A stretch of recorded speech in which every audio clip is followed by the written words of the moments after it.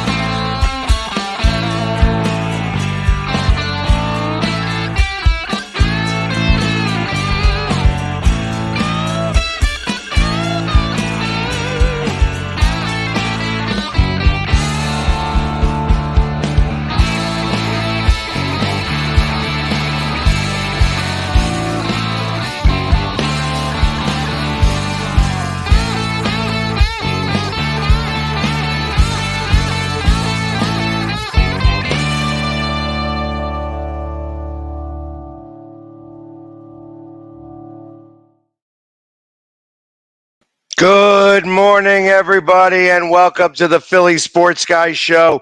I know everybody's getting like a double dose of me today, where I was doing the show this morning. This started up a whole hour, and now we are here talking about Philadelphia sports with the Philly Sports Guy Show. And let's get right to it because there is some stuff to talk about today. Obviously, the Phillies came back out of the All-Star break, and they just could not seem to get the car started. They must be having a problem with the ignition or the alternator or the starter because they came out like a dud. And really, the Cubs come into town. The Cubs have not won a series here, swept a season series in Philadelphia, I think since like 2000. I was reading something a little bit ago that it was like it's been a long time since the Cubs have been able to come in here and take care of business like they did this weekend, and the Phillies just kind of let them.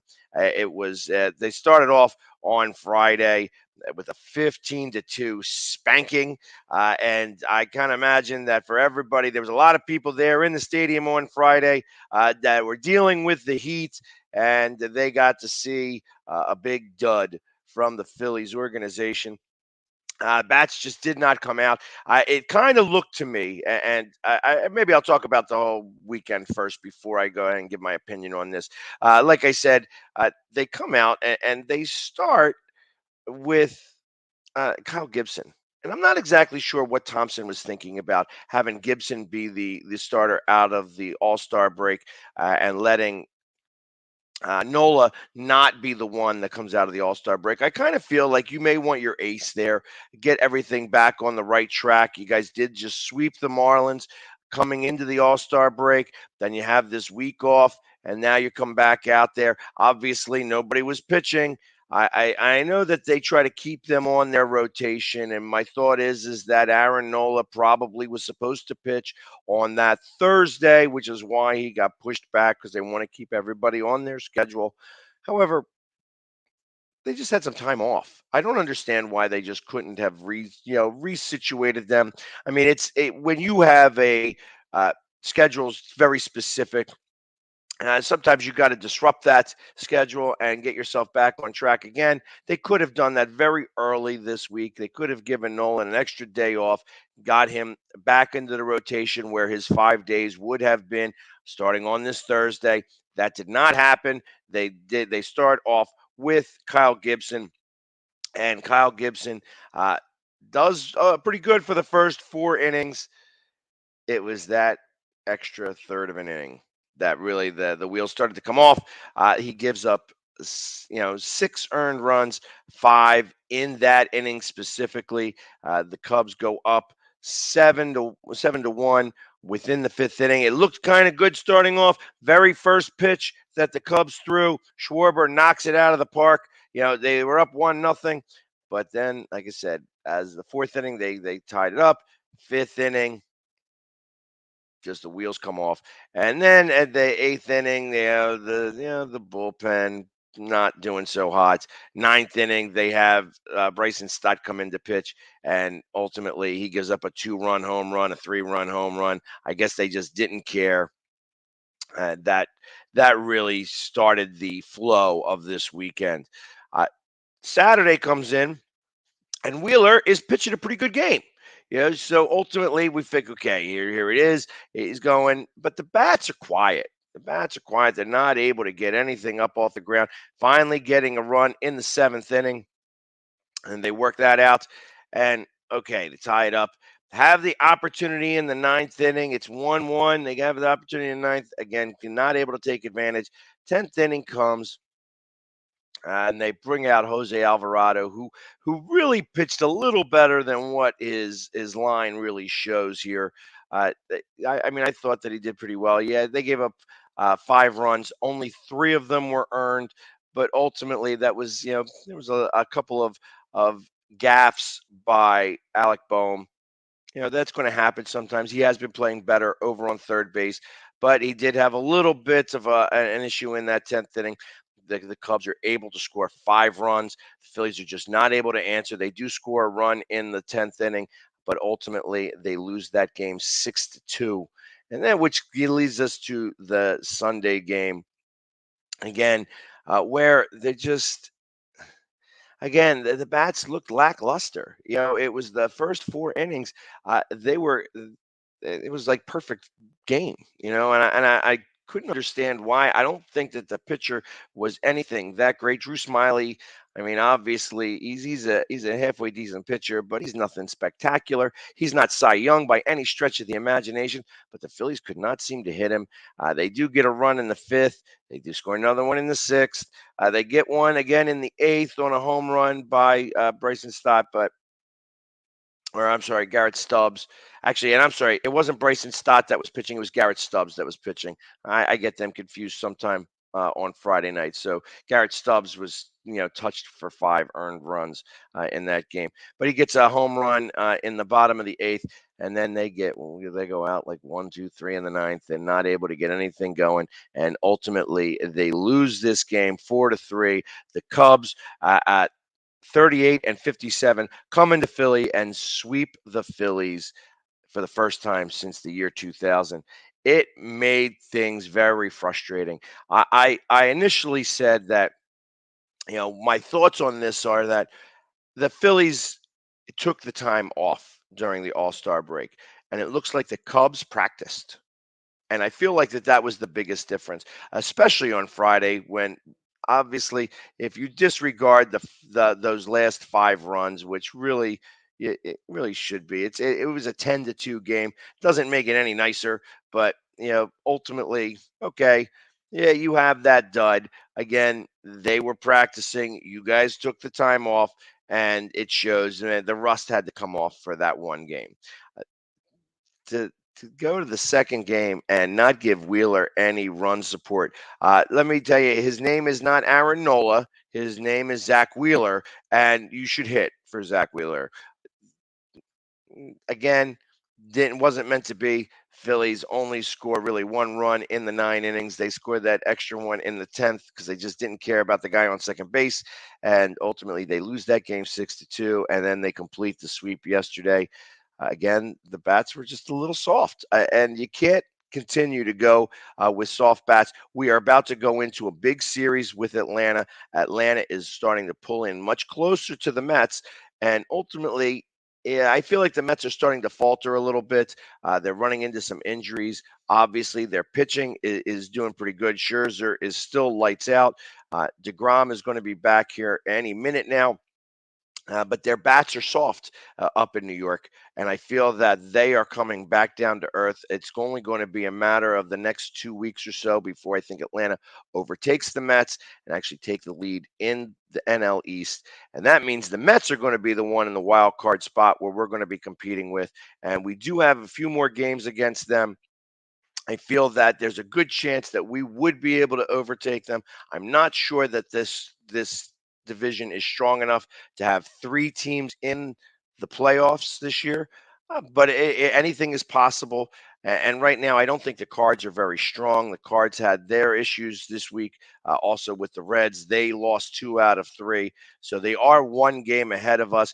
We do hold 2 games in hand, but as of right now, those 2 games on the Cardinals side were both wins. So we're going to need to get these wins when we can and continue. This is supposed to be the easy part of our schedule. It started off with the Cubs. Obviously, the Cubs are listless right now. They are definitely going to be sellers at the trade deadline. They're not playing very well, but you wouldn't have been able to tell this weekend in Philly because they seem to be doing the things that we needed to do, and the Phillies were not. So ultimately, we will see how things progress here. There's a 7 o'clock start tonight. Uh, we host the Atlanta Braves. We have Max Fried with a 10-3 record, 2.64 ERA, 109 strikeouts versus 20 walks and 119.1 innings, going up against Ranger Suarez, who I believe pitches really well, but he's only in there for 5 innings, which means that we're going to have to go to our bullpen. And I'm hoping that he makes it through the 5 innings, and maybe could possibly go longer. I know that he went 5 innings his last start, pitched great, didn't let up a run, and they pulled him early. He didn't have that many pitches, so hopefully he was just one of those things where the manager said, maybe we're just going to pull you early so we can get our bullpen a little bit of work. And that was the case. But short of that, he's going up against Max Fried, like I said, who's got a 10-3 record and a 2.64 ERA. So these bats are going to have to get hot quickly against a really tough pitcher here. And hopefully the Phillies are going to be able to do it. I do think the Phillies are going to bounce back. They do like to play up against their competition or down to their competition. My expectation was that they did play a little down this weekend, but they need to get the bats ad hoc and on the field and get these hits start to rolling here, and hopefully put some up on Max, and that we could actually start off this series with the W instead of dealing. And you have to have a short memory with the losses that we just had against the Cubs. Other interesting news that happened with the Phillies this weekend. Nick Castellanos had a little bit of a run-in with a reporter. The reporter is, wants to ask this question: did he hear the boos? Did he hear the boos after the strikeout? Now, I'll be this. Like, first off, being the Philly sports guy, I don't boo. And I know that it's every Philadelphia fan's right to boo whenever their team is not doing well, whenever our guys are not doing well, and I understand that. So I'm a firm believer that you get to do what you want because you're paying the money. Our money and these tickets pay for these guys' salaries. That being said, for a reporter to ask, so did you hear the boos? Did you hear the boos from the Philadelphia fan base after you struck out? Really? I mean, not for nothing. Is that like, top-notch reporting? Are you looking to just try to get a rise out of the player? Are you looking to see maybe get a sound bite? Is that what you're trying to do? Because I feel like Nick, answered it properly. He's like, yeah, no, I lost my hearing for that. Of course, he heard the boos. He's going to continue to hear the boos as he continues not to play very well. And I get it. You know what I mean? You got to be able to hit the bat. We got you here because of your bat. It's not because you're this fantastic outfielder. It's not for any other reason. We got you here because of your bat, and your bat has not made the trip with you from I think he played for the Reds last year. So, or he played whoever he played for, that he just forgot to bring the bat with him. And so it's, we're starting to hear some of the Philly faithful going, let's make something happen. I do also hear that when he comes up to the plate, they try to cheer him on. So it's not like they're just doing the boos and that's like, okay, well, you stink and that's that. But ultimately, you have to start to produce a little bit here. You just have to. And I kind of feel like he's going to start to get hot when we really need him. I really need to see him in August. The fact that he's been in a slump most of this season, is it possible that he could be in a slump all season long? Absolutely. Do I feel that that's really the case? No, I think that he's going to start to come on, and it's just going to take a little bit of time, and that the slump is overextended some. That being said, the reporter goes out there and he says that, and then the reporter gets his back up afterwards. He's like, "Yeah," when Nick says that's a stupid question, and if it is a stupid question. I mean, did you hear the booze? I mean, it's like, hey, listen, maybe you said, did you hear the booze? And how do you feel about it? How do you feel about being booed? Obviously, and that's maybe where he could have led the question, but he didn't ask that second part of the question. He just said, "Did you hear the booze? How about that, buddy? Did you hear those Phillies fans booing you?" And of course, he's like, "No, I didn't hear it." And then he says it's a stupid question, and the reporter gets his back up and says, "Hey, it's not a stupid question. You should be equipped to answer it." No, you should ask the question properly. You are supposed to be a writer in this town. Understand you want to try to ask a good question there, but you asked it improperly. And it just made you look dumb, made you look stupid. And I feel that Nick did what he needed to do. He didn't need to answer the question. Yeah, it's a stupid question. You're not asking how I feel about it or anything like that. Ask me how I feel about the booze. That's a different question. Did you hear them? Yeah, okay. Well, the fans don't know anything. You're trying to get a bite that maybe that you could start to push out there that gets you some love and get some hate on the player. I think the player did it right there. I feel that Nick did what he was supposed to. He answered the question properly by saying it was a stupid question, and that the writer got all offended, blah blah blah, and you had to have some Phillies personnel step in between the two because it was a ridiculous question. It was a ridiculous question, and that writer, yeah, should be a little bit of ashamed of himself. I know that he's a better writer than that, and he could ask better questions. Maybe in hindsight, he could have said, "Hey, I could have asked this question a little differently. I wanted to know what his opinion was of the booze, not necessarily the fact that he heard them." And maybe that would have been the better question to ask instead of how he did that. And that really overtook everything. I was reading on Twitter, Jamie Apodi, because she put out this tweet, another guy is saying, "Oh, well, Jamie Apodi's a hack." Well, first off, other than the fact that all us Jamies stick together, as I am a Jamie, and I'm going to stand up for every other Jamie, as some writer for The Athletic, because he doesn't want to write for The Inquirer anymore because The Athletic, actually, it's a paid site, and he'll actually get a couple of dollars more than he does with The Inquirer, is a hack himself. There's a reason why, when I looked at his tweets, I'm like, wow, this is you, and you're calling somebody else a disgrace. Come on now. It's just like I find that the Philadelphia writers right now have a little bit of a black eye because of what happened this weekend. And then I understand the Phillies aren't playing that well. They just did get swept by the Cubs, but that doesn't excuse the fact that you guys have to remain professional as a writer. And I had something to say about that, and I wanted to get it across on my show here. So, yeah, Jim Salisbury was the one. And thank you, Chris, for putting that out there. I didn't really even want to mention his name just because like I said, I felt that he's a better writer and a better reporter than that question that he asked. I felt that it just was a little bit ridiculous, and ultimately it came across that way. And that's why I wasn't going to really mention him and call him out by name. But since you put it out there, I am going, I figured I'd do that. Give me just a moment, and we'll be back right after these very quick commercial messages. We're going to talk about the Dream Ride real fast, and then I will be back momentarily.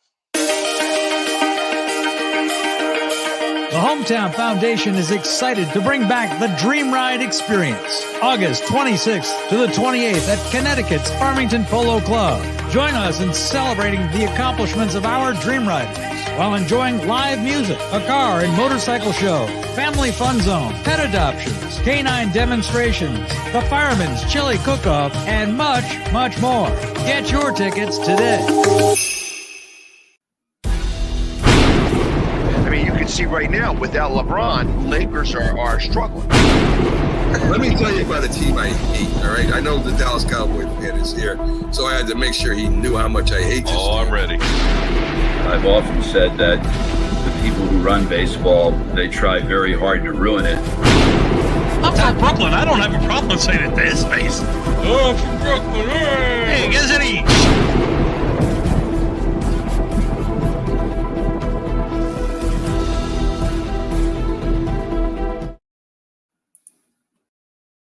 And we are back. As you could see, like I said, we are part of the Northeast Streaming Sports Network.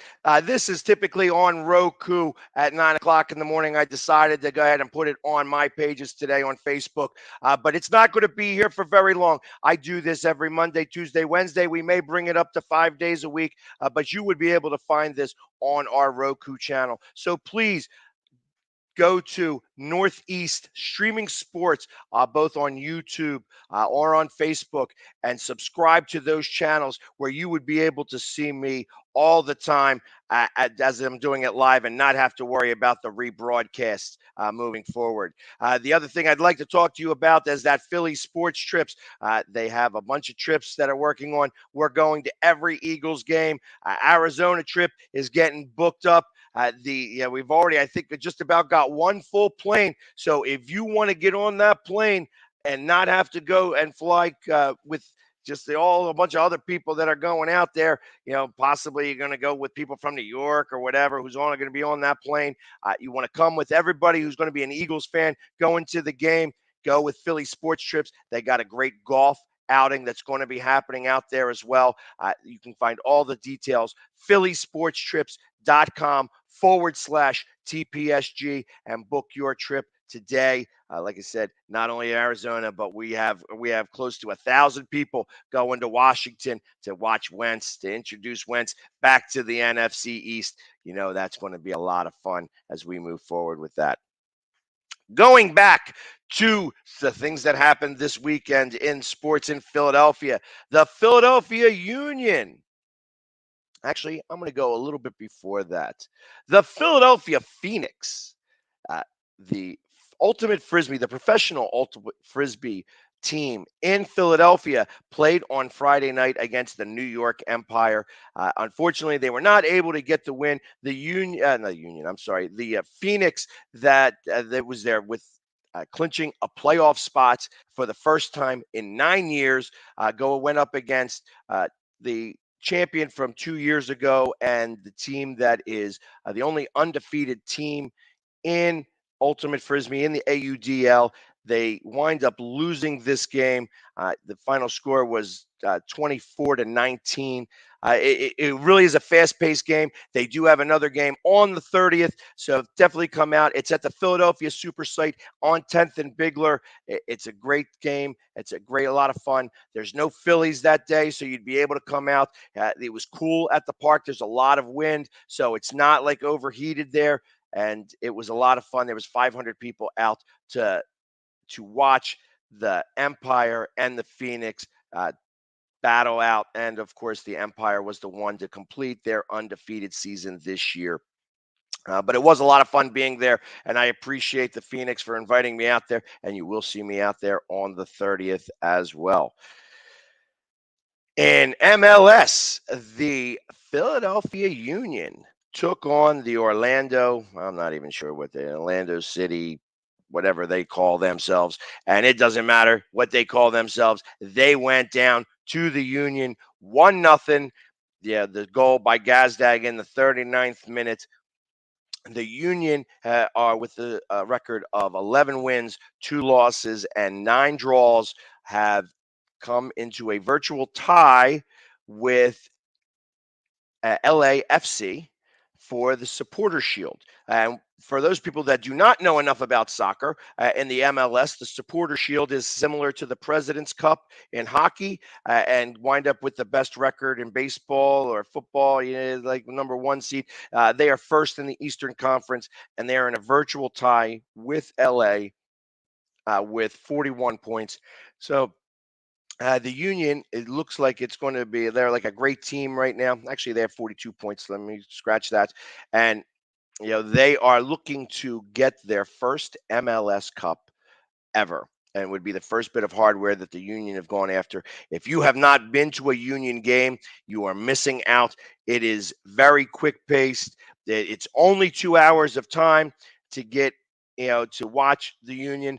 They don't stop the clock. It is fully running. And in 2 hours' time, you get a full match. There's nothing else in sports that can match that amount of time. You go to a baseball game, you're like 4 hours. Hockey games are 3 hours. Basketball games, you have the first 2 hours, and then you have the last 2 hours, which equal the 5 minutes, the last 5 minutes of a basketball game. In soccer, the clock continuously runs. They do add some extra time because the guys are down on the ground and hurt for a little bit. They got to put on that magic spray a little bit to be able to get back up. It's like all of a sudden you get the spray, and next thing you know, you're up and running again and doing all the things that you need to do. So, yeah, if you get the opportunity, head out to Subaru Park in beautiful Riverfront in downtown Chester. It's actually a great area. The cars are very safe over there. They have a lot of security, so don't feel nervous about going into Chester, and go take in that stadium. That stadium, it holds 20,000 people. It's a great stadium. There's a lot of energy in that stadium. You go into the Sons of Ben area, Philadelphia faithful on the Riverside, and they go nuts all the time. So it really is a lot of fun. So definitely, if you are looking for something to do inexpensively, you have the Phoenix, you have the Union. There are sports in Philadelphia that happen beyond the main four. So with the Phillies, they're going to be away. They're going to be in Pittsburgh this weekend. Hopefully, after winning 2 out of 3, or maybe even 3 out of 3 against the Braves, they're going to go to Pittsburgh, who is also not a very good team, but a gorgeous park out there. And we'd be able to take it. But since they're not going to be in town, go ahead and support your other Philadelphia teams the way that you know how. The Philly Sports Guy is going to be there. And really, there was some other things to talk about very quickly, as we only got a few more minutes left to go here. The Philadelphia 76ers are considering, or have put out there that they are going to be building a stadium or an arena in the Fashion District of Philadelphia, which is just outside City Hall. The Fashion District, maybe, as somebody mentioned, maybe 40 years ago, when there was John Wanamaker's and Gimbels and all those other things that were down there. Now, I wouldn't call it very fashionable.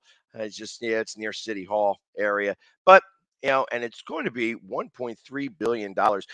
That's a lot of money for a building, and hopefully, I'm not sure if this is a real thing or if this is them just trying to call Comcast's bluff on the Wells Fargo Center. And I'm just not sure if they are really, going to make this move or not. From what I understand, after reading the plans about this, the $1.3 billion, the building itself is only going to cost about $800,000. The other $500 million is to help the infrastructure around that area so that you would be able to take public transportation. That $500 million would go get infused into SEPTA and be able to help out getting all of the traffic in and out of there with ease. And I tell you, if that's really the case, that is the one thing that they didn't really report about, because, of course, everybody's talking about, hey, we want to see what this building, we want to get this all started. Obviously, this is not going to happen until 2031. And the reason why it's going to be 2031 is because that's when the lease is up. They don't want to pay the lease anymore in the Wells Fargo Center, and I don't blame them.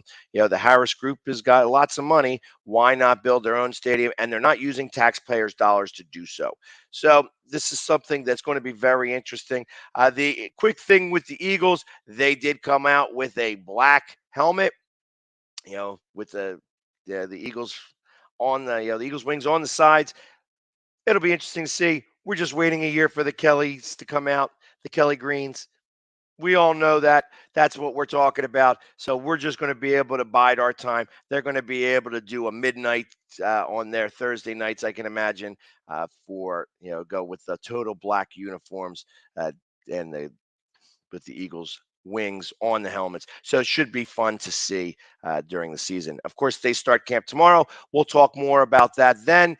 In the meantime, everybody have a fantastic Monday, and we will see you tomorrow at 9 a.m. Have a great day, guys.